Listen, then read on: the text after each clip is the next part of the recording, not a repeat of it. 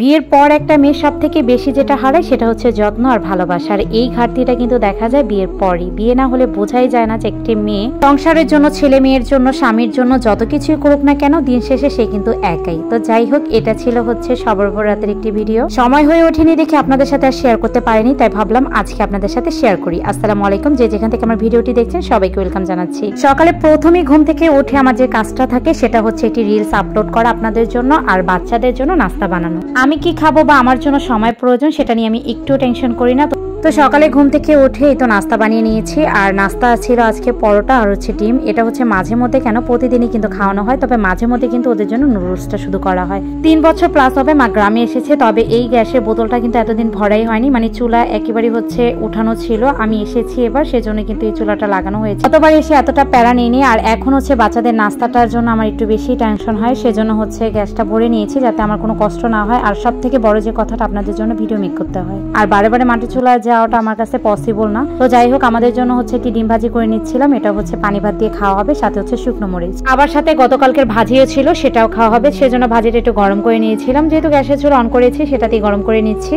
আর এই তো মা হচ্ছে বুটের ডালটা সেদ্ধ করে নিচ্ছিল, এটা দিয়ে হচ্ছে হালুয়া বানানো হবে। আর মার যেহেতু ব্লেন্ডার নেই সেজন্য আদা রসুন পেস্টে ছিল না, সেজন্য বললাম যে আমি হচ্ছে বেটে দিই। আমার কাছে কিন্তু বেশ ভালোই লাগে পাটায় বাটতে, এখন আর কষ্টই মনে হয় না। আমার ব্লেন্ডার থাকলেও কিন্তু আমি মাঝে মধ্যে হচ্ছে পাটাতেই বেটে নিতাম, আর কষ্ট করতে ভালো লাগতো না, মানে একসাথে সবকিছু ছিলতে আমার বেশি কষ্ট মনে হতো। তো যাই হোক, এখন হচ্ছে কিছুটা পেঁয়াজ বেটে নিচ্ছি, কারণ মাংসতে পেঁয়াজ বাটাটা আমি সবসময় ব্যবহার করে থাকি। আর এই তো সামান্য একটু জিরাও বেটে নিচ্ছি, মানে বাটা মশলা দিয়ে রান্না করলে আরো মাটির চুলায় আরো দ্বিগুণ মজা হয়। ঘরে রসুন ছিল না, মা হচ্ছে রসুনের কোয়া এভাবে লাগিয়েছিল, তো এই পাতা সহকারী হচ্ছে বেটে নেবে। তো আমি দেখে তো অবাক হয়ে গেলাম, রসুনের পাতা থেকে কিন্তু রসুনের স্মেল আসছিল, মানে কালারটা যেমনই হোক খেতে কিন্তু খুব দারুণ হয়েছিল।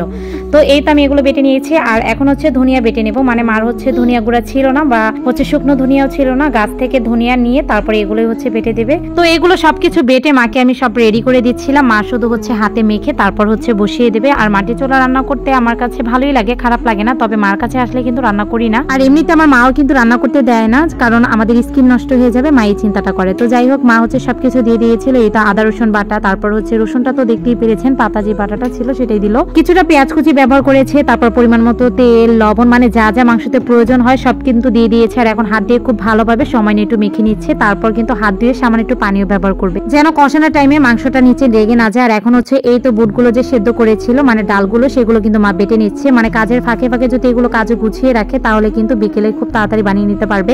আর এই তো দেখতে পাচ্ছেন মাংসের কালারটা কিন্তু খুব দারুণই এসেছে, কোনো রকম কালার কিন্তু চেঞ্জও হয়নি। তো এই তো মাংসটা খুব ভালোভাবে কষিয়ে নেওয়ার পর মা বলছিল শুধু তো মাংস দিয়ে ভাত খাওয়া যায় না, সেজন্য কিছুটা শিম পাড়ার জন্য। আর আমি তো শিম কিছুটা পেরে আর কোনো শিমই পাচ্ছিলাম না। পরে মাকে বলার পর মা হচ্ছে বাড়ির পিছনে নিয়ে গেল। পেছনে যে এত রকমের কাজ ছিল সেটা আমার জানা নেই, তবে শিম দিয়ে আজকে ভর্তা বানানো হবে। আর ভর্তার জন্য কিন্তু বিচি ছাড়া শিমটাই হচ্ছে সবচেয়ে পারফেক্ট। তো আমি এই কিছুটা হচ্ছে পেরে নিয়েছি, যেটি ছোট ছিল সেগুলো পেরে নিয়েছি। তারপর বাকিগুলো কিন্তু মা হচ্ছে ঘরের পেছনের থেকে অনেকগুলো তুলে নিয়েছিল। অনেকগুলো গাছ ছিল, মানে যত রকমের শিম বাজারে কিনতে পাওয়া যায় সব রকমেরই গাছ ছিল।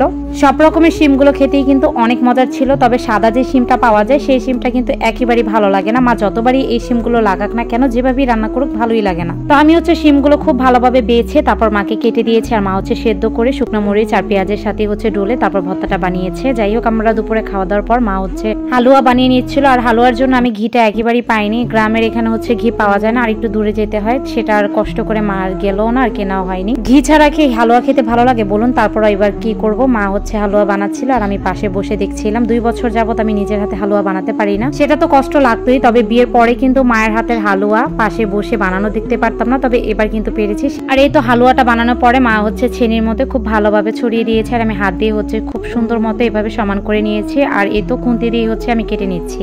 আর গ্রামে কিন্তু এত স্পেশাল ভাবে বানানো যায় না। আর যাই হোক, মার কিন্তু সবকিছু নেই, ডিজাইন করে বানাবো সেটাও কিন্তু উপায় নেই, তো এভাবেই হচ্ছে কেটে নিয়েছি। মা সব সময় যেভাবে কাটে ঠিক সেভাবেই কাটছি। আর আমার বাচ্চারা যেহেতু সুজির হালুয়াটা পছন্দ করে, সেজন্য ওদের জন্য বলেছিলাম যে সুজির হালুয়াটা বানানোর জন্য, তো সেটাও মা হচ্ছে বানিয়ে নিয়েছে। এটা ভাত রাখা দরকার কি। তো সব কাজ সেরে তারপর রুটি বানাতে বানাতে রাত হয়ে গেছে। আজকের ভিডিওটি এই পর্যন্ত, সবাই ভালো থাকবেন, ধন্যবাদ।